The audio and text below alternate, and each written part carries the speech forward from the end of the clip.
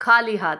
प्रतिदिन की तरह आज भी मैंने शाम को ऑफिस से घर लौटने पर पोर्च में बाइक खड़ी की।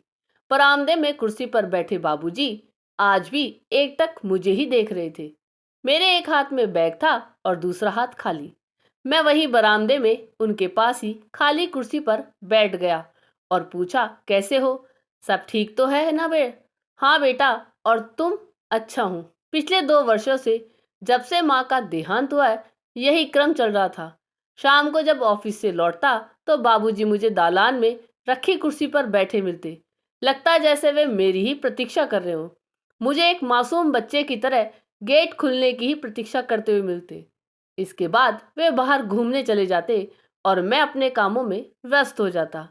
आज ना जाने क्यों मुझे लगा कि बाबूजी मेरे हाथों की ओर भी देखते हैं। क्या देखते हैं, मेरी समझ में ना आया। अपनी टीचर की नौकरी व घर गृहस्थी में व्यस्त प्रीति दीदी हर बार की अपेक्षा इस बार रक्षाबंधन पर एक दिन रुकने का प्रोग्राम बना कर आई थी।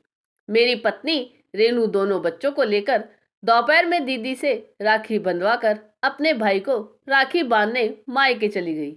घर पर बस बाबूजी, मैं और दीदी ही थे। बाबूजी तो रात में खाना खाकर जल्दी सो गए थे। मैं और जीजी बिस्तरों में बैठकर देर रात तक बातें करते रहे।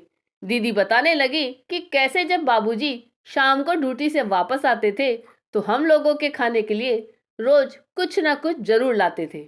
हम दरवाजे पर बैठकर उनका बेसब्री से इंतजार करते थे। घर में आते ही उनके हाथों को ललचाई नजरों से देखते हुए उनके पैरों से लिपट जाया करते थे।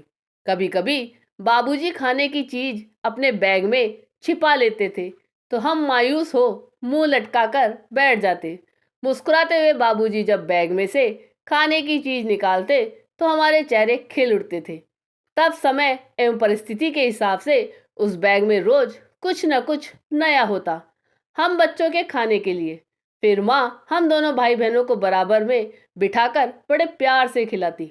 कुछ बचता तो माँ बाबूजी भी खाते, वरना हम बच्चों के खिले चेहरे और मन देखकर ही वे दोनों तृप्त हो जाते थे। कभी किसी वजह से बाबूजी को आने में देर हो जाती या उनके हाथ खाली हो तो लगता जैसे पूरा घर उदास हो गया हो। दीदी 2 साल ही तो बड़ी थी, दीदी बता रही थी, और मेरे मस्तिष्क में बाबूजी का खाली हाथों में कुछ ढूंढना क्रोंद गया। अगले ही क्षण मेरी आंखों से झरझर आंसू बहने लगे। मन हुआ कि फूट फूट कर रो लूं। माँ के चले जाने के बाद घर में विशेष कुछ बनता न था। पत्नी रेनू के कामकाजी होने के कारण उसे किचन में जाने का समय कम ही मिल पाता था।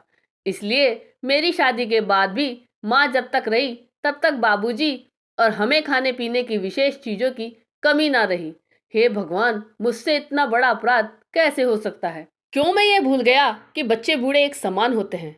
पिछले वर्षों की व्यस्तताओं ने मुझे और रेनू को बच्चों एवं बूढ़ों की छोटी मोटी इच्छाओं के बारे में कुछ सोचने का मौका ही न दिया। वैसे तो अब घर में खाने पीने के लिए सब आसानी से उपलब्ध होता है, फिर भी बच्चों के साथ साथ बुजुर्गों का भी लगता है कि कोई बाहर से आता है तो कुछ ना कुछ खाने के लिए विशेष मिलेगा ही मिलेगा। मैंने ये बात दीदी को बताई तो मेरे साथ उनके भी आंसू बहने लगे। मन ही मन मैंने कुछ प्रण कर लिया था।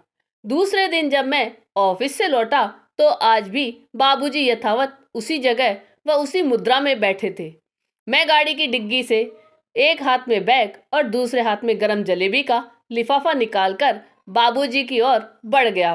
बैग के अलावा दूसरे हाथ में लिफाफा देखकर बाबूजी की आंखों में चमक आ गई। लिफाफा उनके हाथ में देकर मैं उनके बाजू में रखी कुर्सी पर बैठ गया। उन्होंने उत्सुकता से लिफाफा खोला और जलेबी देखकर बाल सुलभ मुस्कुराहट उनके चेहरे पर फैल गई और मेरी आंखें भीग आई। आपको ये कहानी कैसी लगी, यह कमेंट करके जरूर बताइएगा। चैनल पे नए हो तो सब्सक्राइब जरूर कीजिएगा और वीडियो को लाइक और शेयर कीजिएगा। धन्यवाद।